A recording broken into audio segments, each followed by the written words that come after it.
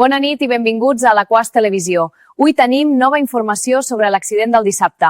Anem al lloc dels fets.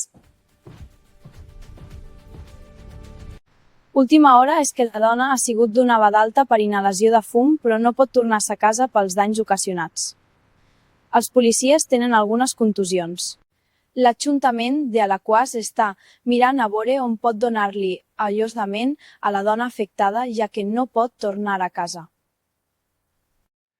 Ahir m'aportaren el vehicle que deia Antoni de la persecució. Podria valdre entre 40.000 i 70.000 euros fa 5 anys. I ara, una nova polèmica del president. Connectem amb Anian, que ens donarà tota la informació i la resposta del papa. Donald Trump és una màquina de donar titulars. Ara carrega contra el papa. Diu qui és liberal, dèbil i no sap l'amenaça que és Iran.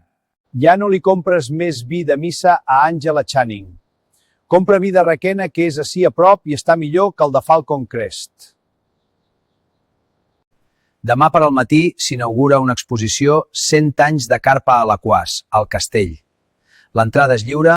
Els nostres governants ens digueren que el petroli d'Iran no ens anava a afectar. Igual que els 3 o 4 casos de Covid que tindríem. Bona nit i demà vos esperem en un nou programa.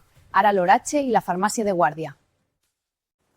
Demà dimecres farà molt de sol i 22 graus. Les temperatures pugen un poquet, com se nota que allarga el dia.